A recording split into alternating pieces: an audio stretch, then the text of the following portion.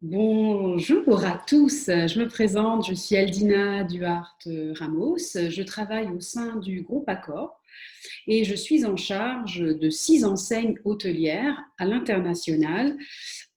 Pour ces 6 enseignes, eh bien, je propose une vision produit, une vision expérience client, mais aussi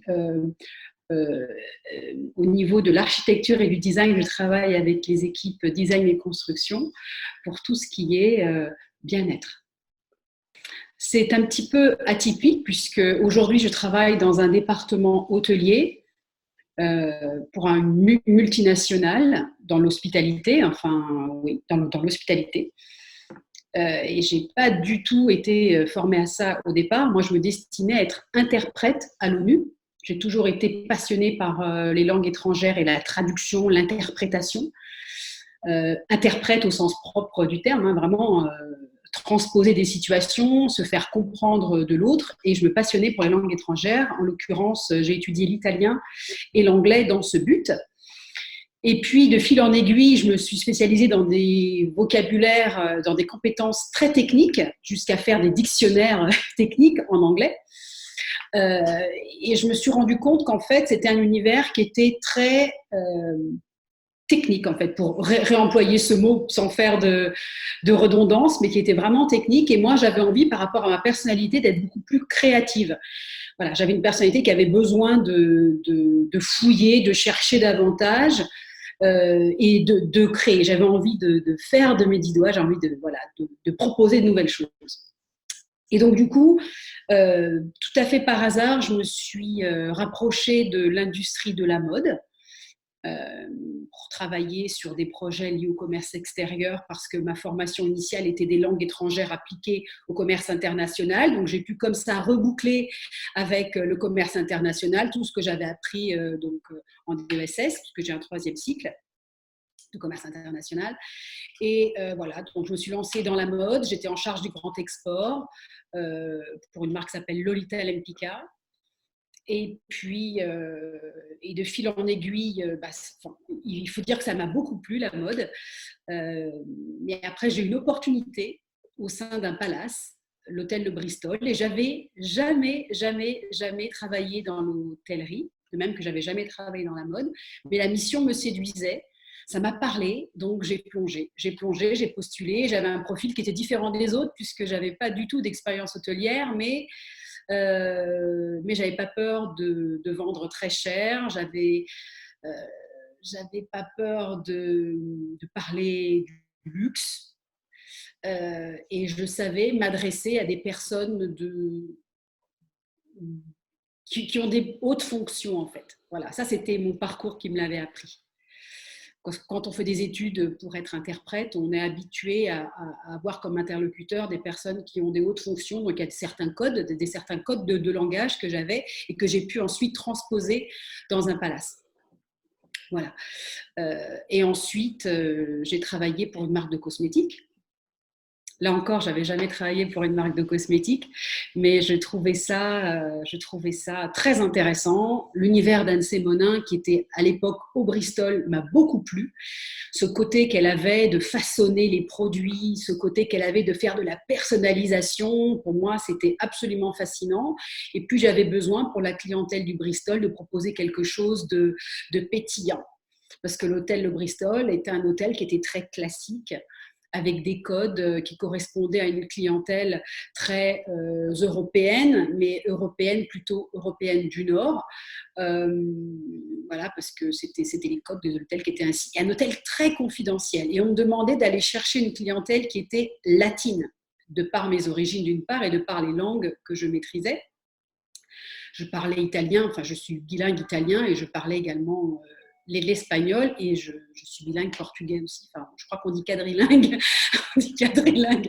Voilà. Donc c'est pour ça que j'ai été prise au Bristol, c'est pour mes langues étrangères aussi. Et donc, je suis rentrée dans la cosmétique par hasard. Anne Monin m'a demandé de rejoindre son équipe.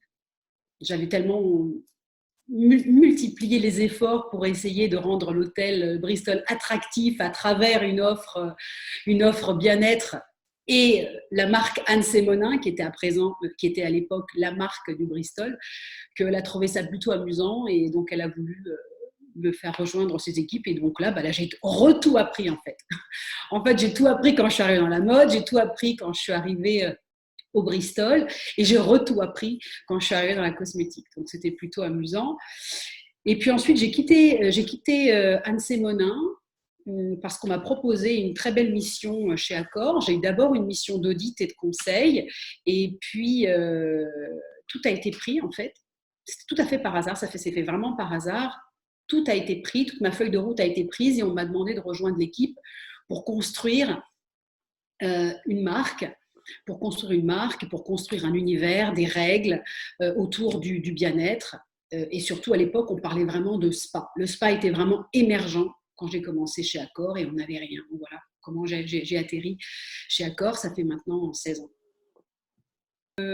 Lorsque j'ai démarré il y a 16 ans et maintenant, quand j'ai démarré dans le groupe Accor et maintenant, à l'époque, quand j'ai commencé, il fallait vraiment commencer à faire quelque chose, en fait. Surtout en France, on n'avait pas encore de tissu spa. Il n'y avait pas encore ce secteur du spa. Il y avait les esthéticiennes qui étaient toujours présentes. Voilà, ça, c'est un métier qui existe depuis très longtemps, mais il n'y avait pas ce caractère spécifique qui est le spa, tel qu'on l'avait aux États-Unis ou tel qu'il existait, qu'on pouvait le nommer en Asie. Alors, ça ne s'appelait pas spa là-bas, mais voilà. Accor, à l'époque, m'avait confié cette mission. C'était une mission de construction, en fait. Voilà, il fallait construire, poser les bases. Ce que nous avons fait. Aujourd'hui, c'est totalement autre chose. On est sur poser les bases, mais d'une autre dimension quand on parle du bien-être. Là, on est beaucoup sur la prévention. Aujourd'hui, l'enjeu, ce n'est plus de recevoir un soin et de se détendre. On n'en est pas là. Là, on est vraiment à une autre étape. C'est comment on fait pour prévenir, pour prendre sa santé en main, son corps en main, comment on fait pour se comprendre. Voilà. On est dans une totale autre dimension qui est aussi intéressante que la précédente. C'est un autre niveau de maturité de marché, de maturité de besoin, tout simplement. En fait, il y a vraiment deux sujets. Le premier sujet par rapport au bien-être, c'est, je dirais, le bien-être immédiat, celui dont on a besoin tout de suite, court-termiste. Ça, c'est important. Effectivement, on a besoin d'un massage parce qu'on a mal au dos, on a des tensions, on a des douleurs cervicales, on a besoin d'un soin visage parce qu'on sent la peau qui se relâche, on a la peau terne, on va aller chez le coiffeur parce qu'on a besoin d'une coupe, etc. Ça, c'est le besoin immédiat. Et ça sera toujours le cas. On aura toujours besoin de ça. En revanche, moi, je parle là d'un accès au bien-être à travers la prévention qui est beaucoup plus un bien-être durable. Et je pense que ce bien-être durable via la prévention, eh bien, il ne fait que commencer, en fait. Les gens commencent à rentrer dans cet état de bien-être durable. Et je pense que plus que jamais, avec ce qui nous arrive aujourd'hui, avec ce virus et cette crise sanitaire, plus que jamais, on va se poser les bonnes questions. Ceux qui s'en sortiront aujourd'hui sont ceux qui auront un système immunitaire fort. On le voit bien, ceux qui tombent les premiers, ce sont ceux qui souffrent déjà soit d'obésité, soit d'autres maladies, soit de diabète. Ce sont eux les premiers qui tombent, même chez les plus jeunes. Au début, la maladie ne touchait que les personnes âgées. Alors encore une fois, je tiens aussi à ouvrir une parenthèse, il n'y a pas de spécialiste aujourd'hui du Covid. Donc moi, je ne me pose pas en spécialiste du Covid, il n'y en a pas. C'est une maladie qui nous tombe dessus, il n'y a aucun expert sur le sujet. Donc c'est juste ma lecture à moi de l'actualité. Je ne peux que, si je transpose ça sur l'échiquier du bien-être, voilà, c'est le constat que je pose aujourd'hui. C'est que les premiers malades qui tombent au-delà des malades qui sont atteints déjà, enfin qui ont un grand âge et qui sont par définition avec un système immunitaire faible, ceux qui tombent ensuite, c'est ceux qui sont obèses ou ce sont ceux qui sont diabétiques. Après, il y aura d'autres maladies. Moi, je ne suis pas médecin, je ne suis pas ni apte ni en mesure de détailler les maladies, mais le fait est que c'est ça le véritable problème.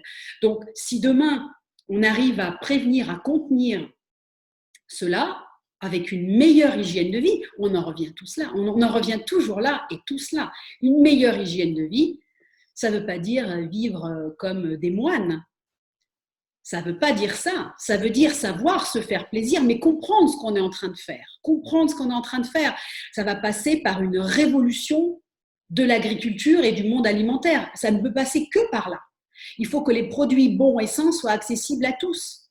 C'est pas possible d'avoir des produits de saison faits par des artisans, mais par des agriculteurs locaux extrêmement chers. Il faut trouver aujourd'hui des filières directes pour que tout le monde puisse s'approvisionner en fruits, en légumes, à des prix bas. C'est pas normal d'avoir accès à des choses qui sont extrêmement chères. C'est pas normal, c'est pas logique. Donc cette prévention passera aussi par la refonte de cette filière agricole et cette chaîne alimentaire. Chaîne alimentaire, il y a deux sens. Mais c'est très important. Aujourd'hui, je pense que nous aurons tout intérêt à garder des ressources nationales, européennes en tout cas, pour ne pas dépendre d'importations qui sont essentielles pour notre survie, par exemple. Voilà, donc je pense que la prévention passe par une bonne alimentation, une bonne hygiène de vie, mais l'alimentation, c'est le cœur de tout. De toute façon, c'est pas moi qui le dis, c'est Hippocrate. Ton alimentation est ta première médecine. C'est pas compliqué, c'est vieux comme Hérode, comme dit l'autre. Donc, on n'a rien inventé encore. On n'invente rien d'ailleurs. Il suffit de se limiter aux principes de base qui fonctionnent. Et le spa dans tout ça. C'est bien la question que tu m'as posée. Le spa dans tout ça, l'hôtel dans tout ça, la beauté dans tout ça. Eh bien, la beauté dans tout ça, le spa dans tout ça, ça va venir en couche supplémentaire. C'est-à-dire que, de toute façon, si demain, on a un but de maigrir, par exemple, ou d'avoir une belle peau, de toute façon, on peut aller au spa, bien entendu, mais ça n'aura d'effet, ça ne sera durable que si on a une bonne hygiène de vie, une bonne alimentation. Donc, on tourne en rond. Si je veux avoir une belle peau, mais que je mange des burgers tous les jours, c'est pas possible. Il y a un moment donné, ça va pas marcher. Même si je mets des 1000 et des 100 dans des soins, dans des crèmes, ça va pas marcher. Il va falloir trouver autre chose pour le soin du visage et pour le soin du corps. Donc, je dirais que le spa dans tout ça va venir façonner, va venir parfaire toute cette stratégie que chaque personne aura imaginée pour elle-même. Et là, ça sera une vraie avancée, c'est-à-dire que l'esthétique, la beauté, le spa sera au service de notre bien-être. On saura pourquoi on choisit tel soin, parce qu'on sait que ça va venir parfaire une hygiène de vie, un style de vie, même une éthique. C'est très important. Donc là, le spa a toute sa place. Toute sa place. Et c'est là où la prévention se combine parfaitement avec le spa, la beauté, le bien-être. C'est un tout. Quel conseil je donnerais à un jeune qui se lance dans ce métier? Alors, avant tout, il y a une phrase qui s'applique à tous les métiers. C'est le savoir est une arme. Donc moi, j'encourage chaque personne qui rentre dans ce métier, mais dans n'importe quel métier, de savoir, de fouiller un maximum. C'est-à-dire que savoir masser, la maîtrise du geste, ne suffit pas. Il faut apprendre également à être en relation avec les gens. Il faut apprendre à parler aux gens. Il faut apprendre aussi à écouter, à regarder. Il faut vraiment observer tout autour de soi, parce qu'on ne va pas apprendre tout en même temps non plus. Hein, il y a des limites à ce que le cerveau peut absorber. Mais il faut apprendre comment on peut faire évoluer sa carrière. Donc, toujours avoir un pas en avant pour observer comment fait son manager, par exemple. Comment fait son collègue. Quels cours on peut faire à côté. Comment est-ce qu'on peut optimiser les flux, les ventes, le geste, une meilleure technique, comment on peut aller chercher la clientèle de proximité. Enfin, tout ça est intéressant. On peut passer une vie à apprendre. C'est-à-dire que être masseur ne suffit pas pour moi à une carrière. Alors, On va peut-être me dire, mais moi, je veux faire masseur toute ma vie, je veux masser, je veux être expert du massage untel toute ma vie. Oui, c'est formidable, mais ça ne suffira pas si on veut grandir et inspirer les autres. Ce qui va inspirer les autres, c'est d'être le meilleur masseur dans ce qu'on sait faire, mais aussi inspirer en sachant parler d'autres choses. Parce que c'est un tout. On ne peut pas se contenter d'être pas monotâche, mais monocorde, enfin, ou en tout cas être expert d'une seule chose. Il faut avoir l'appétit grand et s'intéresser à de multiples choses pour pouvoir avancer, progresser. C'est ça qui est intéressant. Et voyager, si on a la chance de pouvoir voyager, parce qu'on s'aperçoit, quand on quitte notre pays et qu'on va voir notre propre métier, nos propres habitudes sous un autre prisme, bien on s'aperçoit qu'en fait, en ayant un autre regard sur nos habitudes, ça peut tout changer. En fait, on peut apprendre une toute petite chose supplémentaire, rencontrer quelqu'un qui va changer notre vie. C'est très important. En fait, je crois que la recette, c'est de faire de son mieux, quoi qu'il arrive, faire de son mieux. Ce qu'on est en train de faire, il faut le faire du mieux possible. Si on n'arrive pas à faire mieux, eh bien au moins, on aura fait du mieux possible.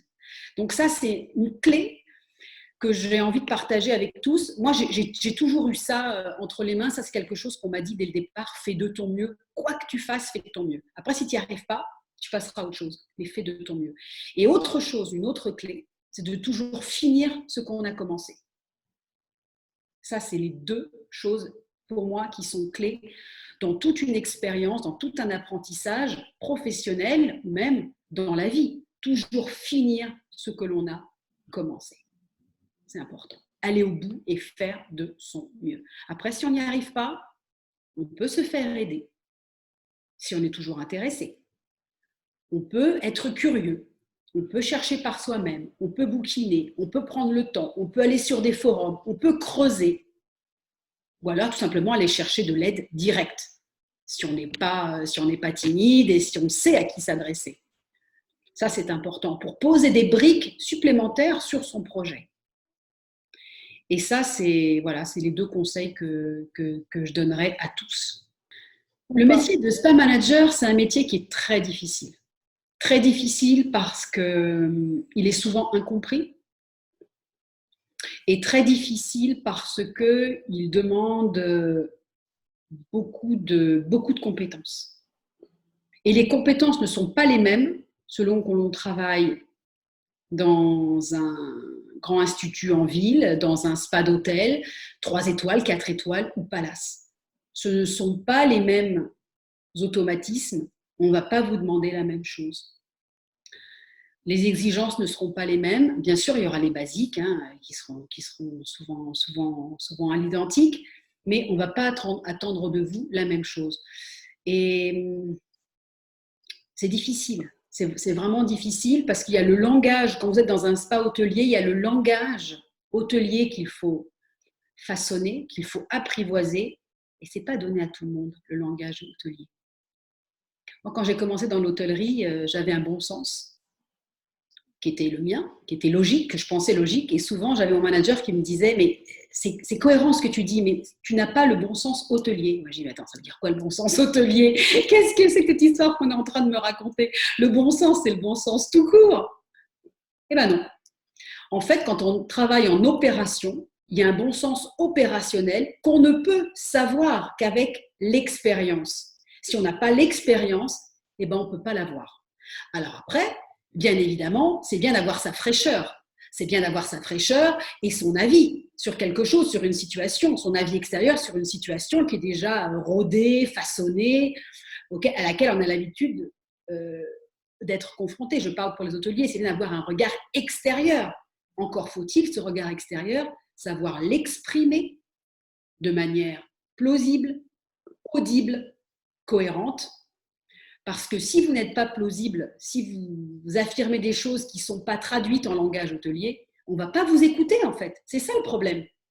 C'est que si chacun parle dans son langage, eh ben, les deux parties ne vont pas se comprendre. Et ce que je dis souvent pour les spa managers, ce que je constate souvent, c'est qu'on parle la même langue, mais on ne parle pas le même langage.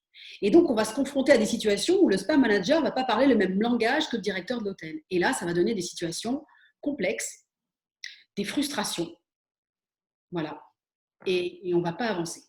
Donc, le conseil que je donne à un spa manager, c'est d'observer, d'écouter. Et quand il demande quelque chose à un directeur général d'hôtel, de se mettre à sa place. Le directeur général d'hôtel, il a plusieurs priorités qui sont la satisfaction des clients. Bon, ça, c'est tout le monde a cette satisfaction. Tout le monde devrait avoir cette priorité-là. La satisfaction des clients. Il ne veut pas de plainte, il ne veut pas de problème, il veut un service impeccable, il veut que les gens qui représentent l'hôtel soient impeccables et que le service soit impeccable, basta cosy. Le spa manager, il doit être un peu plus nuancé, un peu plus subtil. Bien sûr qu'il a les mêmes priorités, sauf que lui, il y a des différentes couches d'expression. Voilà, il y a différentes couches. La mosaïque, elle va être beaucoup plus large. C'est-à-dire que lui, pour que ce soit parfait, ben, ça va passer par la formation, ça va passer par une supervision ce qu'on appelle front office, back office. Voilà, lui, il va être plus dans la nuance, même si le résultat est le même. Mais si à la fin de la journée, il demande une main-d'œuvre supplémentaire, parce qu'il constate qu'il ne peut plus fournir, qu'il a trop de demandes, par exemple, et qu'il ne peut plus fournir en soins, il n'a plus de rendez-vous, en clair, il n'a plus de créneau à donner, il va demander au directeur d'hôtel de lui donner un poste supplémentaire, d'embaucher quelqu'un, et s'il n'a pas les bons arguments, s'il n'a pas bien travaillé sa copie, et ben derrière, il va avoir quelqu'un qui va lui dire « Non, mon compte d'exploitation, il est comme ça. Aujourd'hui, je n'ai pas la place, ou je n'ai pas la preuve que rajouter quelqu'un, ça va me donner plus. Ça va me donner plus, ça va me servir, etc. » Donc, il faut vraiment avoir le même langage. Et j'entends souvent, moi, des conflits sur ça. Les esthéticiennes ou les spa managers, les chefs d'équipe qui sont bloqués parce qu'ils ont besoin de souffle, d'oxygène avec le recrutement d'une nouvelle personne. Sauf que la façon dont ils expriment ce besoin n'est pas complet, n'est pas traduit en langage hôtelier ou en langage de patron. Et de l'autre côté, eh bien, ils ont une fin de non-recevoir parce que les arguments posés ne sont pas suffisants à la prise de décision. En fait, le profil idéal, j'espère qu'il n'y a pas un profil idéal, mais qu'il y en a plusieurs. Parce que c'est ça la richesse de ce métier. Et heureusement, on ne peut pas cloner les gens.